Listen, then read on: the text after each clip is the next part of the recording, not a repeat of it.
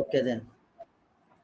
So today's topic is renewable energy, lifeline of the future. Renewable energy, lifeline of the future. Okay.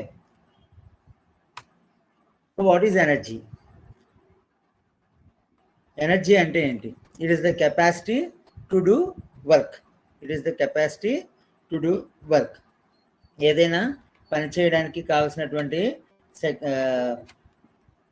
క్షమత్వం, తెలుగులో క్షమత్వం అంటామండి, ఇంగ్లీష్లో అయితే capacity అంటారు.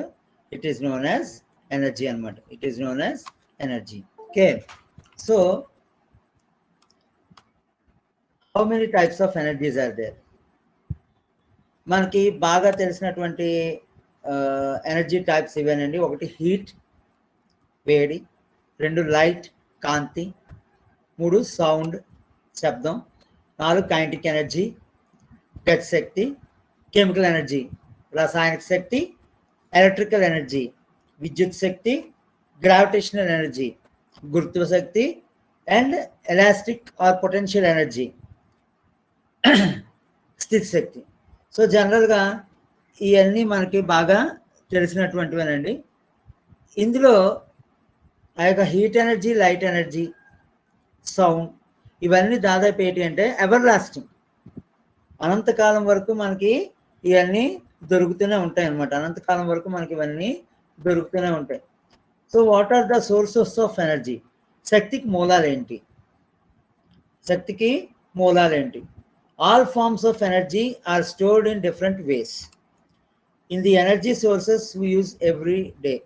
These sources are divided into two groups. మనకు ఉన్నటువంటి అనేక శక్తి మూలాల్లోని, energy సోర్సెస్లోని రెండు రకాలుగా మనం విడగొట్టుకుంటాం అన్నమాట. ఒకటి కన్వెన్షనల్ ఎనర్జీ, సాంప్రదాయకమైనటువంటి శక్తి వనరులు. రెండోటటువంటి రెన్యూవబుల్ ఎనర్జీ, సాంప్రదాయేతర శక్తి వనరులు లేదా పునరుత్పాదక శక్తి వనరులు అంటాం. రెన్యూవబుల్ ఎనర్జీని పునరుత్పాదక శక్తి వనరులు అనేసి చెప్తా ఉంటారు అన్నమాట. ఓకే. సో ఈ విధంగా ఇక్కడ రెండు రకాలు, ఒకటి రెన్యూవబుల్, రెండు నాన్ రెన్యూవబుల్. రెన్యూవబుల్ పునరుత్పాదక అంటే మళ్ళీ దాన్ని మనం ఉత్పత్తి చేయగలిగేది అని అర్థం. A energy source that can be replenished or replaced in a short period of time. Energy source which can be replaced in a short period of time is called renewable energy. Is called renewable energy. ఏ శక్తిని అయితే మనం ఉపయోగించుకున్న తర్వాత మళ్ళీ తిరిగి replace చేయగలము, అలాంటి వాటిని మనం renewable sources or replacement sources, పునరుత్పాదక వనరులు, రీప్రొడక్టివ్ సోర్సెస్ అనేసి మనం చెప్తా ఉంటాం. రెండోటటువంటిది నాన్ రెన్యూవబుల్. పేరులోనే ఉందండి, ఒకసారి యూజ్ చేశాక మళ్ళీ మనం రీప్లేస్ చేయలేం. Energy source that we cannot replace. Examples మనకు బాగా తెలిసిందే. కర్రను మండిస్తాం, మంట పెడతాం, కర్రతోటి మంట పెడతాం. సో కర్ర ఒక ఎనర్జీ సోర్స్. ఓకేనా? మనకి వేడిని ఇస్తుంది. అలాగే మనకు కావలసినటువంటి వంట అది చేసుకోవడానికి కావలసినటువంటి శక్తిని అవన్నిటిని ఇస్తుంది అనమాట ఈ యొక్క కర్రల మంట. ఒకసారి ఈ యొక్క కర్రలలో పూర్తిగా మండిపోయిన తర్వాత మనకి ఏం మిగులుతుందండి? బొగ్గు లేదా బూడిద మిగులుతుంది. ఓకే. బొగ్గుని ఇంకా మండిస్తే బూడిద అయిపోతుంది. సో టోటల్గా ఫలితంగా కర్రను మండిస్తే మనకి ఆఖరిగా మిగిలేది ఏంటి అంటే యాష్. వుడ్ని బర్న్ చేస్తే మనకు వచ్చేటటువంటిది యాష్ లేదా బూడిద. ఓకే. సో ఈ బూడిదని మళ్ళీ తిరిగి చల్లబరిస్తే కర్ర అవ్వదు కదా. అంటే ఇక్కడ అర్థం ఏంటి? ఒక కర్రను ఒకసారి మనం మండించాము అంటే we cannot recall it back. దాన్ని మళ్ళీ రీప్లేస్ చేయలేం.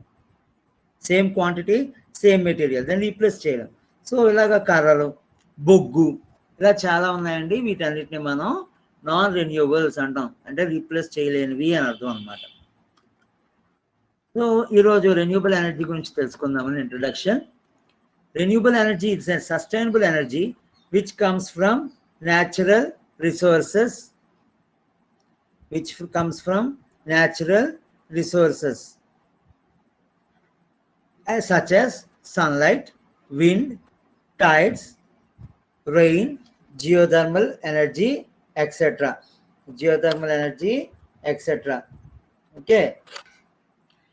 ఈ renewable energy is a sustainable energy.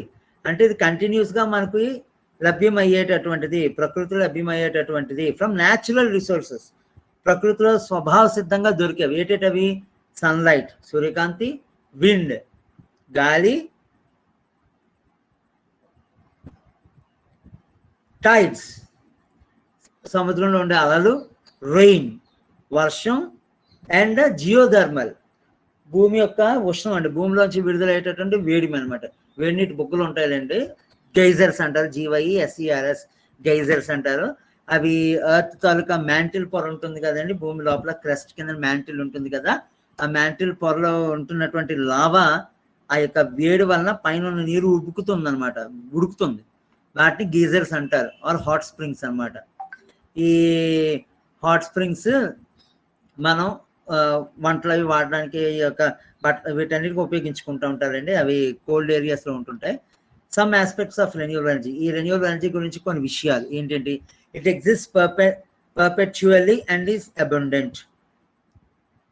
ఇది ప్రకృతిలో అత్యంత విరివిగా దొరుకుతుంది. It is ready to be harnessed and inexhaustible. వాటిని ఈజీగా మనం శక్తి కింద మార్చుకోవచ్చు, మరియు ఇన్ఎగ్జాస్టిబుల్ ఎప్పటికీ తరగవు. So it will be continuous అన్నమాట. Clean alternative to fossil fuels. మనం ఉపయోగిస్తున్నటువంటి పెట్రోల్, డీజిల్, కెరోసిన్, గ్యాస్, వంట చెరుకు, ఇవన్నీ బొగ్గు, వీటన్నిటిని ఫాసిల్ ఫ్యూయల్స్ అంటారు. ఈ ఫాసిల్ ఫ్యూయల్స్ కన్నా ఇవి చాలా చవక మరియు పర్యావరణ హితం, మీ పొల్యూషన్ తక్కువగా ఉంటాయి అన్నమాట. Okay, about 16% of global energy comes from renewable, with 10% coming from traditional biomass and 3.4% from hydroelectricity. Renewables, some are small hydro, modern biomass, wind, solar, geothermal, biofuels accounts for 3%. So ఈ యొక్క ప్రపంచం మొత్తం మీద 16% వరకు ఈ యొక్క రెన్యూబుల్ ఎనర్జీ సోర్సెస్ ఉన్నాయి అనుకుంటే, వాటిలో 10% వరకు మనకి ఈ యొక్క బయోమాస్ జీవ శక్తి నుంచే వస్తుంది, జీవజాలం నుంచే వస్తుంది. అదే బయోగ్యాస్ ప్లాంట్స్ వాటి ద్వారా అనమాట. మరియు 3.4% ఏమొచ్చి హైడ్రో ఎలక్ట్రిసిటీ, జల విద్యుత్ శక్తి. మనం ఆచ్కండ్ ఇలా డ్యామ్స్ అని ఉన్నాయి కదండి, వాటి దగ్గర మనం కరెంట్ ప్రొడ్యూస్ చేస్తాం కదా, అవి అనమాట హైడ్రో ఎలక్ట్రిసిటీ. ఒక 3% వరకు విండ్, సోలార్, జియోథర్మల్, పవన శక్తి, విండ్ మిల్స్ ఉపయోగించుకొని సోలార్ పవర్ ఇవన్నీ అనమాట. ఇవన్నీ ఉపయోగించుకొని మనం ఒక 3% వరకు తెచ్చుకోవచ్చు. Okay, so the electrical generation global is mainly from hydro electricity. Maximum ఇప్పుడు మనం ఉపయోగిస్తున్నటువంటి కరెంట్లోని అధిక శాతం మనకి ఈ యొక్క హైడ్రో ఎలక్ట్రిక్ పవర్ మీదే ఆధారపడి ఉంటుందండి. సో ఈ రెన్యూబుల్ ఎనర్జీ సోర్సెస్లోని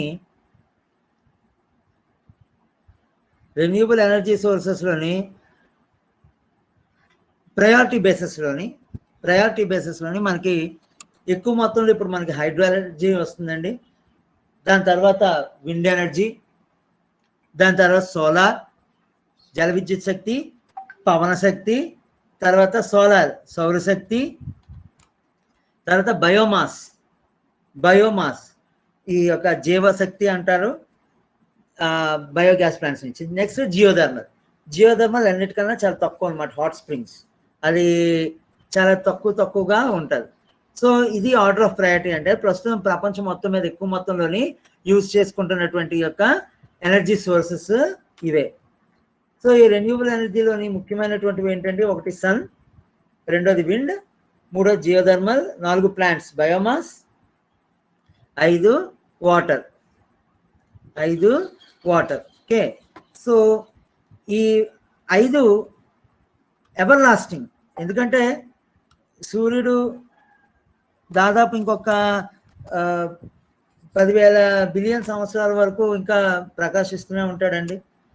ఇంకా సూర్యుడు ఉన్నంత వరకు మనకి నీరు ఉంటాయి, చెట్లు ఉంటాయి, అలాగే ఆ యొక్క గాలి కూడా ఉంటుంది. భూమి లోపల మనకి ఎర్త్ కోర్ ఉంటుంది కదా వేడిగా, ఆ కోర్ పూర్తిగా చల్లారిపోయేంత వరకు మనకి ఈ యొక్క జియోథర్మల్ వస్తూనే ఉంటుంది, జియోథర్మల్ వస్తూనే ఉంటుంది. సో అది చల్లారడం అంటూ జరగదండి, అది చల్లారడం అంటూ జరగదు. కాబట్టి ఇలాంటివన్నీను మనకి ఎవర్ లాస్టింగ్. కొన్ని తరాలు మనం చూసేస్తాం కాబట్టి ఈ యొక్క రెన్యూబుల్ సోర్సెస్ ఇవన్నీ, ఏది sun, wind, geothermal, biomass and water, ఇవి ఎవర్ లాస్టింగ్, కంటిన్యూస్గా మనకు దొరికేవి, చక్కగా మనకి ప్రకృతిలోని లభ్యమవుతూనే ఉంటాయి అనేసి మనకి తెలుస్తుంది,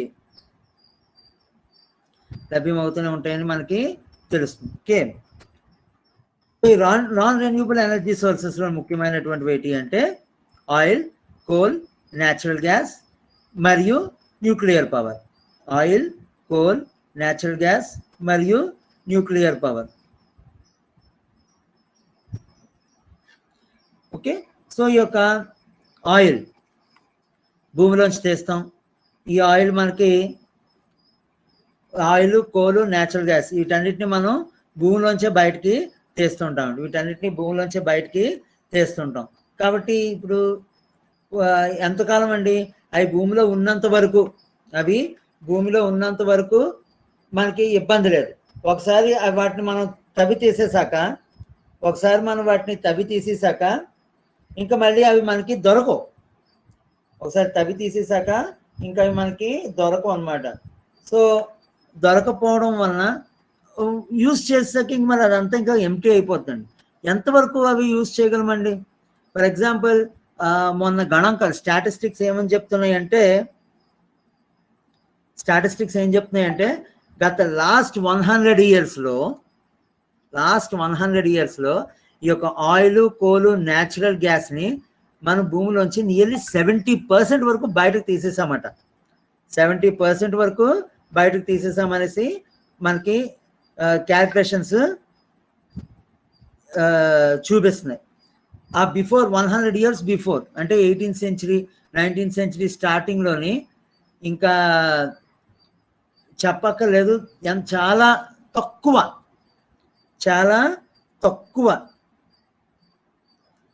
తక్కువ మొత్తంలోనే యూజ్ చేశారు. ఈ మధ్యలోనే మనం న్యూక్లియర్ పవర్ని కూడా యూజ్ చేయడం స్టార్ట్ చేస్తామండి. బట్ న్యూక్లియర్ పవర్ కూడా అది నాన్ రెన్యూబుల్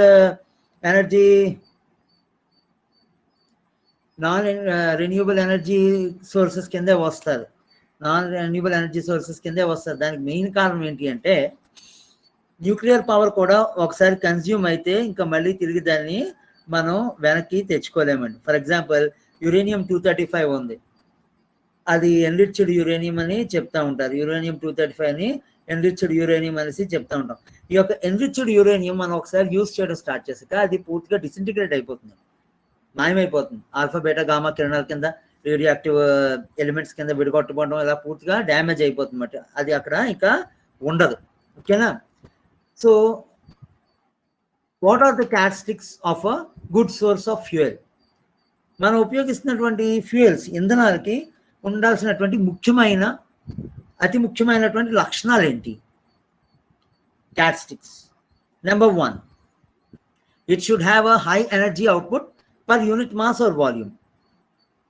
మనం తీసుకున్నటువంటి పదార్థానికి అది తీసుకున్న దానికి తగ్గట్టుగా ఎక్కువ మొత్తంలోని శక్తిని అది బయటకు రిలీజ్ చేయాలి. ఫర్ ఎగ్జాంపుల్ 1 kg బొగ్గును తీసుకున్నాం అనుకోండి, ఆ బొగ్గులో ఉండేటువంటి రకాలు బట్టి 30% నుంచి 40% వరకు ఎనర్జీ అవుట్పుట్ ఉంటుందండి, శక్తి బయటకు విడుదల అవుతూ ఉంటుంది, 30 to 40. ఫర్ ఎగ్జాంపుల్ రాక్షస్ బొగ్గు అంటారు, యాంథ్రసైట్. మనం స్టీమ్ ఇంజిన్స్ ఉండేవి కదా, ఆ స్టీమ్ ఇంజిన్స్లో ఉపయోగించేటటువంటి బొగ్గు అనమాట. ఒకప్పుడు వాటిని రాక్షస్ బొగ్గు అంటారు.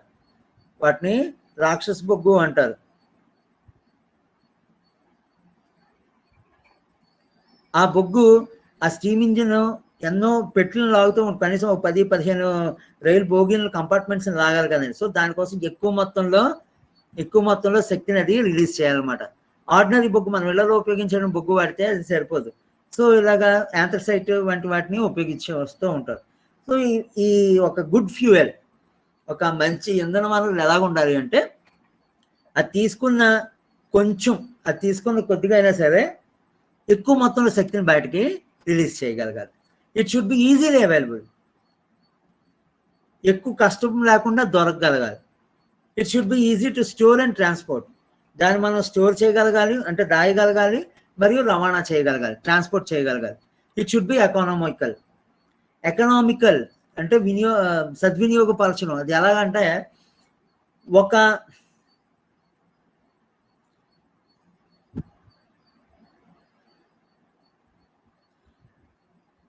సద్వినియోగం చేయడం అంటే ఏంటి అంటే, ఇప్పుడు ఫర్ ఎగ్జాంపుల్ ఒక 1000 రూపాయలు నువ్వు ఖర్చు పెట్టావు అనుకోండి ఈ యొక్క ఫ్యూయల్ మీద. ఆ 1000 రూపాయలకి తగ్గట్టుగా కనీసం ఒక 900 రూపీస్ వరకు మీకు ఎనర్జీ ప్రొడక్షన్ జరిగితే దాన్ని ఎకనామికల్ అంటారు.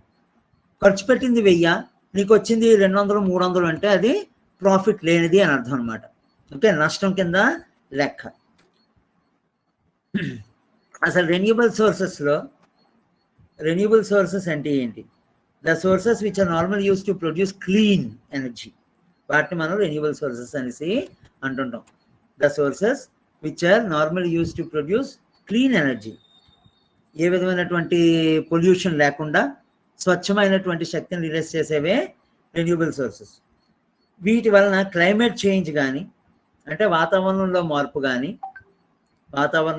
కానీ మరియు పొల్యూటెంట్స్ కలుషితాలు కానీ రావు.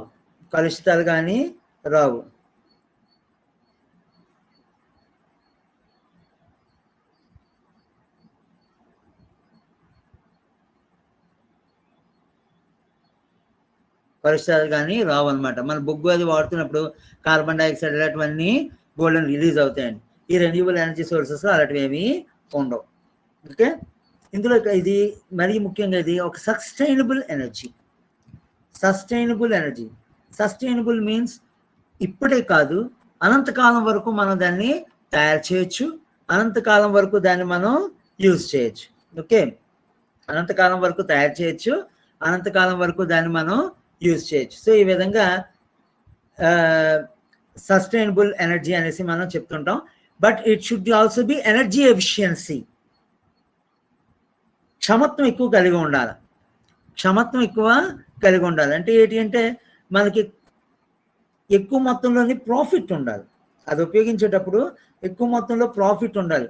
ఖర్చు ఎక్కువ, దాని నుంచి వచ్చేటటువంటి రాబడి తక్కువ అంటే కొద్దిగా ఇబ్బందికరమైనటువంటి సిచ్యువేషన్ కిందే లెక్క అనమాట.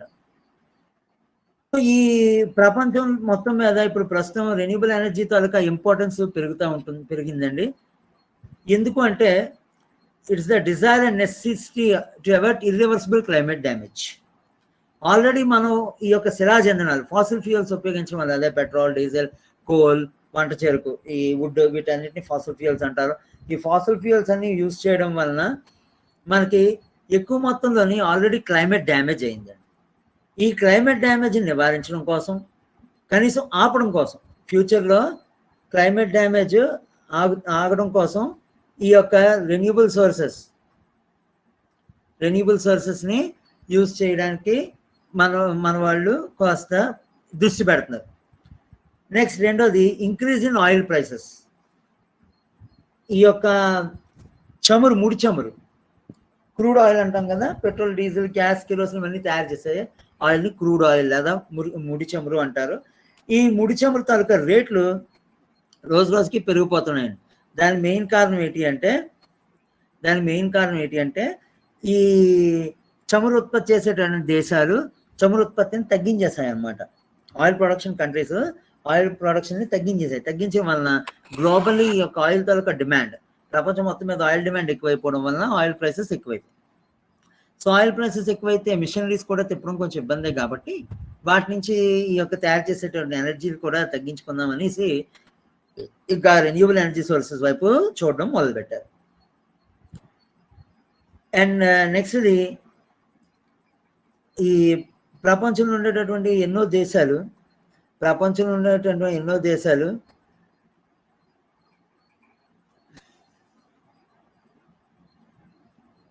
ఈ యొక్క రెన్యూబుల్ ఎనర్జీస్ని ఉపయోగిద్దాము, అనేటటువంటి స్టేజ్కి వచ్చాయండి. కాబట్టి ఈ ఎక్కువ మంది యొక్క శాస్త్రవేత్తలందరూ, ప్రపంచ శాస్త్రవేత్తలందరూ కాస్త ఈ యొక్క రెన్యూబుల్ ఎనర్జీ సోర్సెస్ మీద దృష్టి పెట్టడం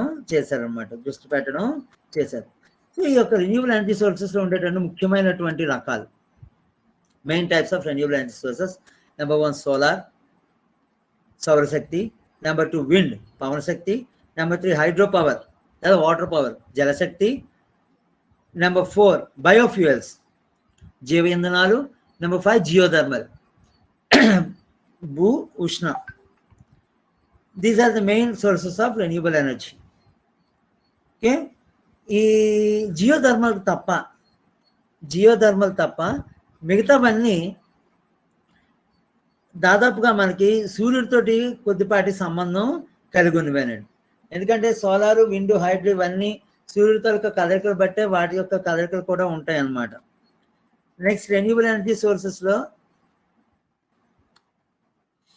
హైడ్రో పవర్ గురించి చూసుకుందాం.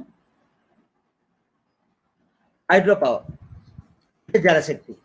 ఈ జలశక్తి ఏ విధంగా తయారవుతుంది?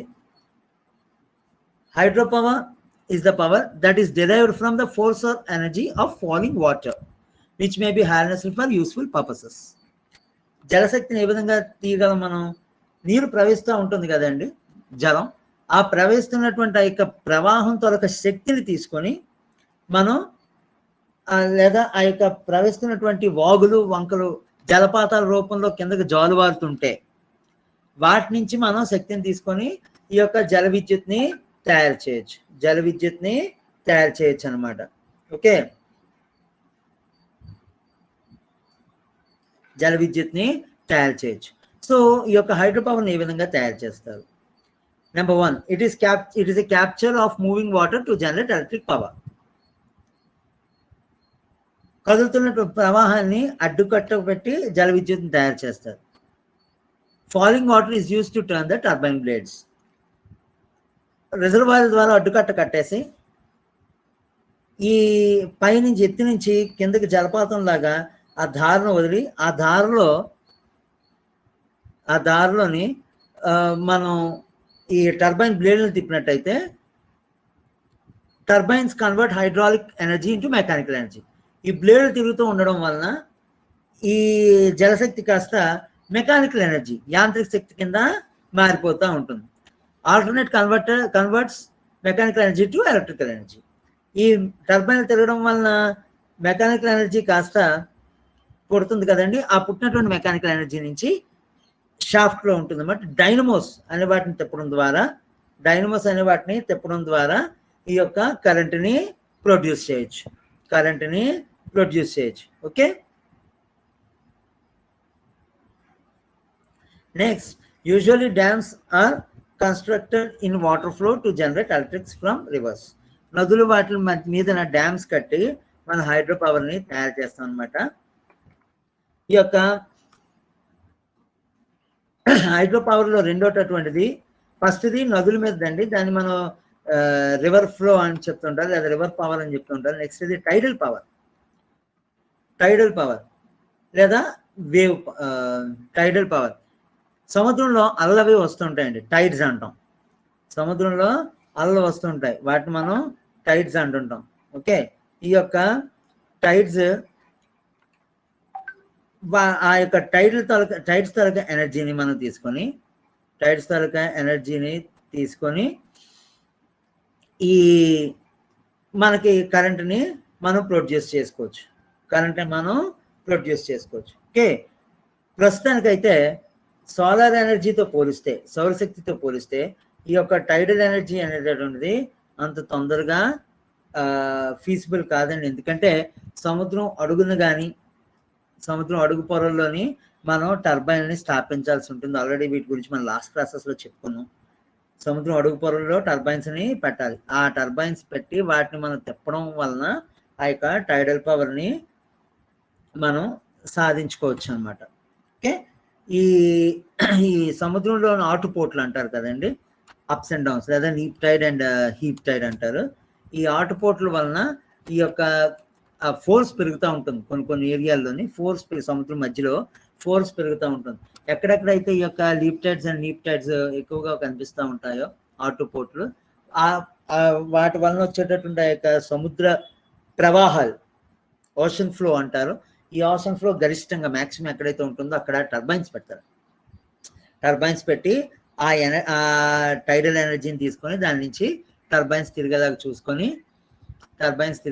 చూసుకొని ఈ టైడల్ ఎనర్జీని తయారు చేస్తూ ఉంటారు అన్నమాట.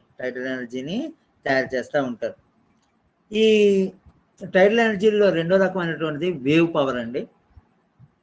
వేవ్ పవర్ ఇది ఈ మధ్యన కొత్తగా స్టార్ట్ అయింది. అదేంటి అంటే సముద్రం ఒడ్డున అలలు వస్తాయి కదా, మా టైడ్స్ వేరు వేవ్స్ వేరు.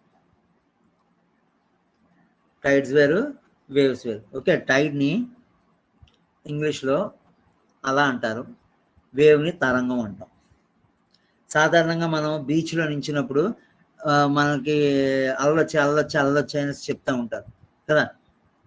అలా అంటే యాక్చువల్లీ ఇట్ ఈస్ టైడ్ అండి. అది బీచ్ ఒడ్డున రాదు, అది సముద్రం మధ్యలో వస్తుంది. కాంటినెంటల్ షెల్ఫ్ అనేటటువంటి ఒక ఏరియా ఉంటుందండి. ప్రతి భూభాగానికి కొన్ని మీటర్లు లేదా కొన్ని కిలోమీటర్ల దూరంలో కాంటినెంటల్ షెల్ఫ్ అనేటటువంటి ఏరియా ఒకటి ఉంటుంది. ఆ continental shelf ఏరియాలోని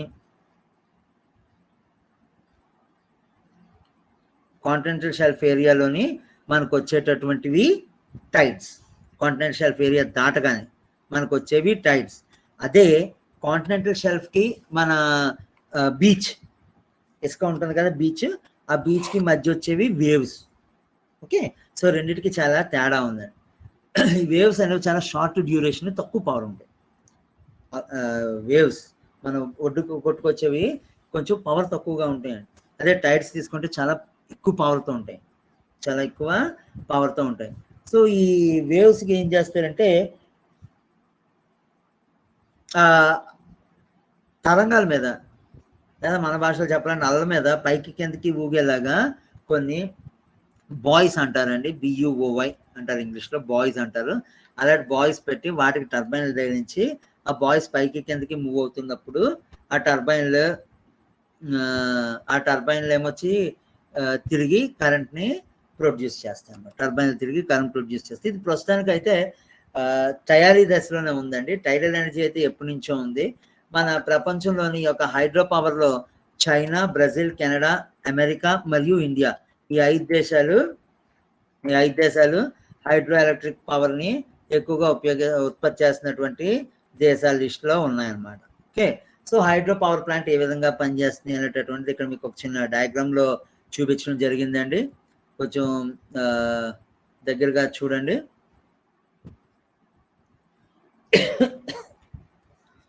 so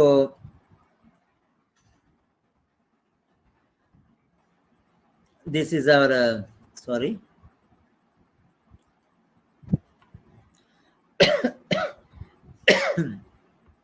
this is our hydro power dam అండి. ఇది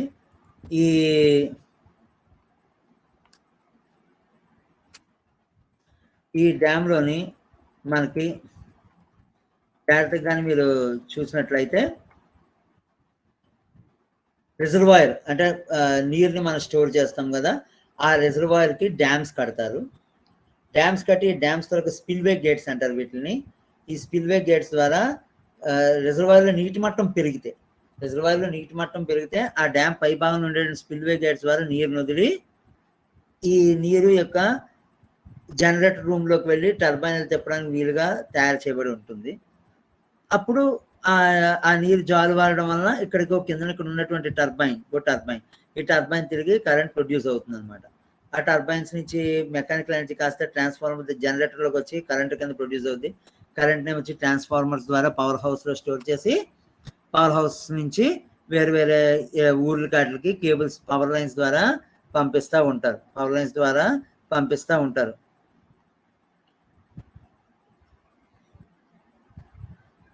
ఓకే, సో ఈ హైడ్రో ప్లాంట్లోని ఇక్కడ ఒక చిన్న స్లూయిస్ గేట్ ఒకటి ఉంటుందండి. దాని ట్రాప్ గేట్ అని కూడా అంటుంటారు. ఇక్కడ డాటెడ్ లైన్స్తో కనిపిస్తుంది కదా, ఇది ట్రాప్ గేట్ అంటుంటారు. ఆ ట్రాప్ గేట్ దగ్గర ఏంటి అంటే చెత్త చెదరం ఏమైనా ఉంటే అక్కడ ఉండిపోతుందండి. ట్రాప్ గేట్ దాటుకొని ఒక చిన్న కంట్రోలర్ ఉంటుంది.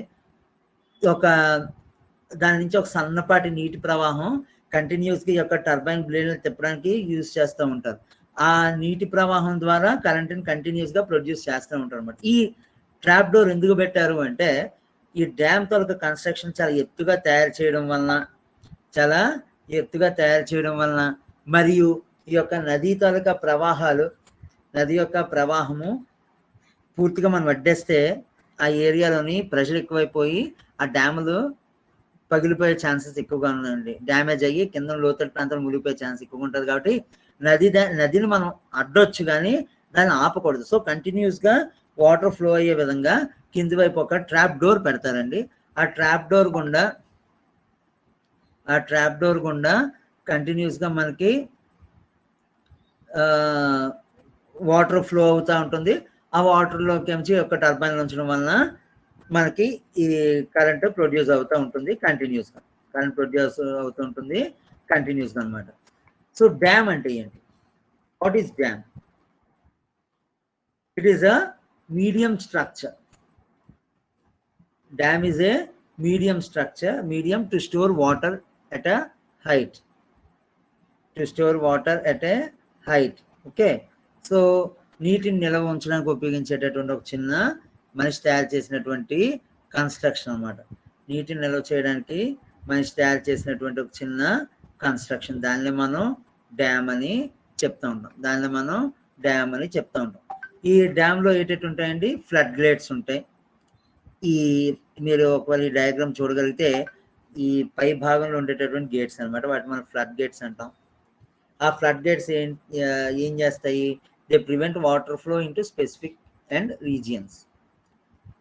ఆ వాటర్ని ఎక్కువ మొత్తంలో వెళ్ళనివ్వకుండా, ఒకవేళ ఎక్కువ నీరు వచ్చినా సరే వాటిని నియంత్రించడానికి వీలుగా కంట్రోల్ చేయడానికి ఫ్లడ్ గేట్స్ తయారు చేస్తున్నారు. మ్యాక్సిమం హైడ్రో పవర్ ప్లాంట్స్ అన్ని డ్యామ్స్ మీద డిపెండ్ అయి ఉంటాయండి.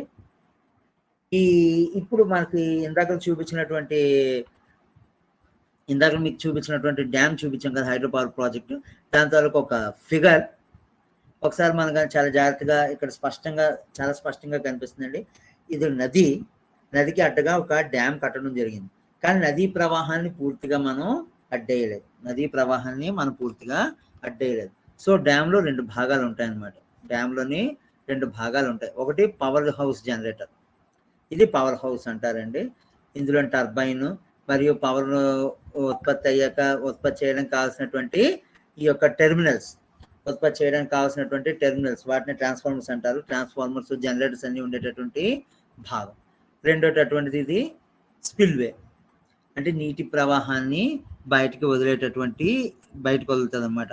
ఇది ఎప్పుడు చూసినా కంటిన్యూస్గా కొద్దిపాటి నీరుని అలాగే బయటకు వదిలేస్తూ ఉంటుందండి. ఎందుకంటే ఈ యొక్క రిజర్వాయర్ తాలూకా గోళ్ల మీద ఈ నీరు కంటిన్యూస్గా వచ్చి చేరుతూ ఉండడం వల్ల అత్యధిక స్థాయిలో ప్రెషర్ పడుతూ ఉంటుంది. ఈ ప్రెషర్ని తగ్గించడం కోసం కంటిన్యూస్గా మనకి స్పిల్వేస్ ఓపెన్ చేసి ఉంటాయి.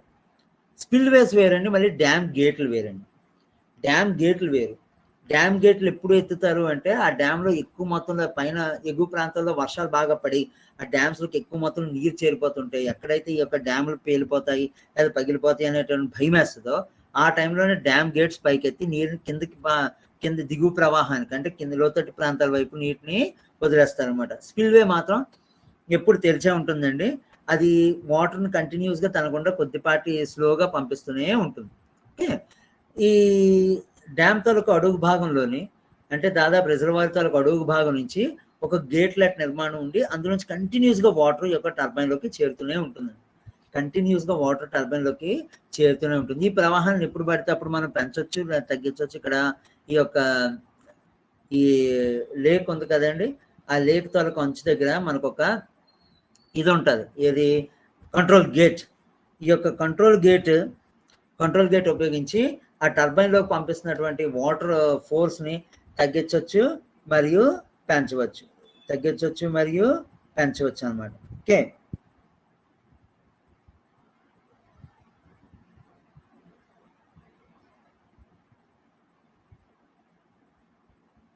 తగ్గించవచ్చు మరియు పెంచవచ్చు.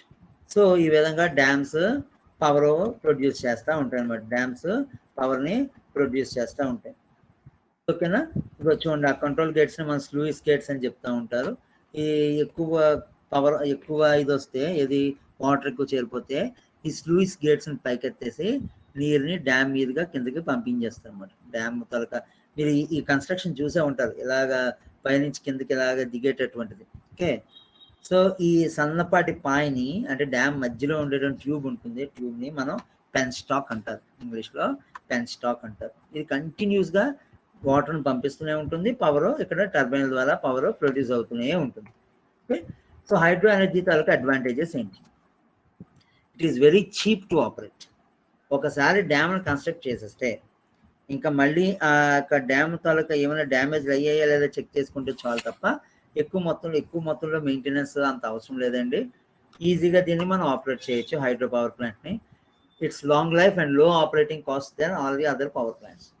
కన్స్ట్రక్షన్ కాస్ట్ ఎక్కువ ఉంటుందండి. అంటే తయారు చేయడానికి డబ్బులు ఎక్కువ పెట్టుబడి పెట్టాల్సి ఉంటుంది. ఒకసారి ఈ యొక్క డ్యామ్ని కన్స్ట్రక్ట్ చేశాక దాదాపు 20-30 సంవత్సరాల వరకు చూసుకోవాల్సిన అవసరం లేదనమాట, అంత గట్టిగా తయారు చేస్తాం. ఓకే. దాని మెయింటెనెన్స్ కూడా చాలా తక్కువ. ఇది రెన్యూబుల్, ఎందుకంటే వాటర్ కంటిన్యూస్గా మనకు దొరుకుతూ ఉంటుంది కాబట్టి ఆ యొక్క నీరు ఎల్లవేళ్ళ మనకి లభ్యతలో ఉండడం వలన ఆ నీటి నుంచి మనం ఎల్లవేళ్ళ ఈ యొక్క తయారు చేసుకోవచ్చు. హైడ్రో ఎనర్జీని మనం తయారు చేసుకోవచ్చు. హై ఈల్డ్, సరైన ప్లేస్ చూసుకొని డ్యామ్ కానీ కడితే, నది మీద సరైన ప్లేస్ చూసుకొని డ్యామ్ కానీ కడితే మనకి ఎక్కువ మొత్తంలోని హైడ్రో పవర్ని ప్రొడ్యూస్ చేయొచ్చు అనమాట. ఈ థర్మల్ పవర్ లేదా బొగ్గును మండించడం వల్ల తయారైనటువంటి ఉష్ణం, ఎనర్జీ, కరెంట్, సోలార్ ఎనర్జీ, సౌరశక్తి, న్యూక్లియర్ ఎనర్జీ, కేంద్రక శక్తి, ఈ మూడింటితో పోలిస్తే హైడ్రో ఎనర్జీ, జలశక్తి అనేటటువంటిది చాలా తక్కువ ఖర్చుతో తయారు చేయొచ్చు. అంటే యూనిట్ రేటు కరెంటులో ప్రొడ్యూస్ చేసినప్పుడు ఒక యూనిట్ రేటు మిగతా వీటితో పోలిస్తే చాలా తక్కువగా ఉంటుంది అన్నమాట. కొన్ని దేశాలు అయితే మ్యాక్సిమం ఈ యొక్క హైడ్రో పవర్ ప్రాజెక్ట్స్ మీదే డిపెండ్ అయి ఉంటాయి. నార్వే, స్వీడన్ వంటి దేశాల్లోని ఎక్కువ మొత్తంలోని నీటి వనరులు ఎక్కువగా ఉన్నాయి. సో ఆ నీటిని ఉపయోగించుకొని ఇవి కరెంట్ని ప్రొడ్యూస్ చేసుకుంటూ ఉంటాయి అన్నమాట. ఈ హైడ్రో పవర్ ప్రాజెక్ట్స్ వలన మనకి అంత పొల్యూషన్ ఉండదండి. ఎయిర్ పొల్యూషన్ అయితే ఏమీ ఉండదు, సౌండ్ పొల్యూషన్ కూడా అసలు ఏమీ ఉండదు. ఆ ప్రాజెక్ట్ టర్బైన్స్ తిరుగుతున్నప్పుడు సౌండ్ వస్తుంది, కానీ ఆ సౌండ్ మనకి బయట కనబడకుండా టర్బైన్ నీటి అడుగు భాగంలోనే ఉండిపోతుంది. సో సౌండ్ మనకేమీ వినబడదు అనమాట, కానీ డిసడ్వాంటేజెస్ కూడా ఉన్నాయండి. డిసడ్వాంటేజెస్లో ఫస్ట్ది ఏంటి అంటే హ్యూమన్ పాపులేషన్ డిస్ప్లేస్మెంట్.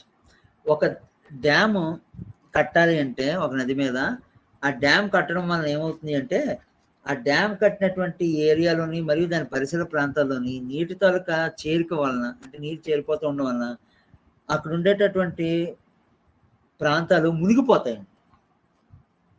ఎప్పుడైనా మీరు జ్వాలాపూర్ డ్యామ్కి వెళ్తే మీరు ఆ జ్వాలాపూర్ డ్యామ్ నుంచి మళ్ళీ కిందకి వస్తున్నప్పుడు ఒక దగ్గర మీరు క్యాచ్మెంట్ ఏరియా ఉంటుందండి, క్లియర్ కొంచెం దూరంగా జ్వాలాపూర్ డ్యామ్ ఒకటి కనిపిస్తుంది. జ్వాలాపూర్ డ్యామ్ తోలుగా వాటర్ కనిపిస్తూ ఉంటుంది. తాటి చెట్లు కొన్ని నీటి మధ్య వరకు మునిగిపోయినట్టు కనిపిస్తుంది. తాటి చెట్టు సాధారణ పొన్నేల మీద ఉంటుందండి. సో దాదాపు మధ్య వరకు మునిగింది అంటే దాని అర్థం ఏంటి, తాటి చెట్టు వేరుల దగ్గర నుంచి ఆ మధ్య వరకు అంత నీరు చేరింది అని అర్థం. సో అంత ఆ డ్యాములు కట్టడం వలన ఉన్న ప్రాబ్లం అదే, ఆ ఏరియాస్లో నీరు ఎక్కువ చేరిపోతుంటుంది. నీరు చేరుతున్న కొద్దీ చుట్టూ ఉండేటటువంటి ప్రాంతాలు మునుగుతూ ఉంటాయి. సో ఆ డ్యాములు కట్టే ఏరియాస్ చుట్టూ ఉండేటటువంటి గ్రామాలను ఖాళీ చేయించేసి ఎత్తైన కొండల మీద వాటి మీద వాళ్ళకి పునరావాస కేంద్రాలను ఏర్పరుస్తారు. ఓకే. నెక్స్ట్, ఈ నీరు ఎప్పుడు చూసినా నీరు స్టాక్ అయిపోతూ ఉండడం వలన, అంటే నీరు కంటిన్యూస్గా రిజర్వాయర్లో స్టాక్ అవ్వడం వలన ఈ దోమలు, ఈగలు వంటి ప్రాణులు, ఈ వీటన్నిటి తాలూకా బ్రీడింగ్ గ్రౌండ్స్ ఇవి. అంటే ఎక్కువ మొత్తంలో దోమలు, ఈగలు తయారవడం, వాటి వలన ఈ యొక్క పారాసైట్స్, పరాన్న జీవులు తయారై మలేరియాలు, డెంగీ ఫీవర్లు ఇలాంటివన్నీ ఎక్కువగా రావడం వలన అదంతా పెద్ద బ్రీడింగ్ గ్రౌండ్ కింద మారిపోతుంది అన్నమాట. అండ్ మూడోటటువంటిది, నదీ ప్రవాహాన్ని మనం అడ్డగించేసి డ్యామ్ కడతా ఉంటాం. సో నది కంటిన్యూస్గా వెళ్లకుండా దాన్ని మనం అడ్డగించేసి డ్యామ్ కట్టడం వల్ల ఏమవుతుంది అంటే ఆ యొక్క డ్యామ్ కట్టినటువంటి ఏరియా తర్వాత ఉండేటువంటి ఏరియాస్కి వాటర్ సప్లై చాలా తగ్గిపోతూ ఉంటుంది అన్నమాట. ఇంకా ముఖ్యంగా జరిగే నష్టం ఏంటి అంటే నదీ ప్రవాహంతో పాటు కొట్టుకుపోయేటటువంటి జలచరాలు, చేపలు అవన్నీను, అలాగే కొన్ని రకాలైన మొక్కలు అవన్నీను ఒక ప్రాంతం నుంచి మరో ప్రాంతానికి వెళ్ళి అక్కడ నాటబడతాయి అన్నమాట. ఈ నీటిలో కొట్టుకుపోయే ఇవన్నీ డ్యామ్స్ కట్టడం వల్ల ఆగిపోతాయి. ఈ ఫిషెస్ కూడా వాటి తరగా బ్రీడింగ్ గ్రౌండ్స్, కొన్ని చేపలు సాల్మన్ చేపలు లాంటివి కొన్ని ఉన్నాయండి. అవి సముద్రంలో పెరుగుతాయి కానీ పుట్టడం మాత్రం నదుల్లో పుడతాయి. సో అవి ఏంటి అంటే నదీ ప్రవాహానికి ఎదురు ఈదుకొని వెళ్ళి అవి ఎక్కడైతే పుట్టాయో ఆ ప్రాంతానికి వెళ్ళి గుడ్లని పెడతాయి అన్నమాట. అక్కడ మళ్ళీ సాల్మన్ చేపలు పుడతాయి, పిల్లలు వస్తాయి, ఆ పిల్లలు మళ్ళీ తిరిగి సముద్రంలోకి చేరుతాయి. సో ఇలాగా మైగ్రేషన్లో ఉండేటటువంటి యొక్క చేపలకి ఈ డ్యామ్స్ కన్స్ట్రక్ట్ చేయడం వల్ల ఏంటి అంటే అవి ఉండాల్సినటువంటి ప్రాంతానికి అంటే గుడ్లు పెట్టేటటువంటి ఏరియాకి వెళ్ళలేక ఆ గుడ్లు పెట్టడానికి వాటికి ఛాన్స్ లేక ఈ యొక్క జలచరాలు నాశనం అయిపోతూ జరుగుతూ ఉంటాయి. ఓకే, సో ఈ విధంగా మనకి ఎన్నో రకాలైనటువంటి నష్టాలు ఉన్నాయండి. నెక్స్ట్ క్లాస్లో మనం మరికొన్ని విషయాల్ని మనం తెలుసుకుందాం. సో ఇంతవరకు I hope you are clear so far. క్లియర్గా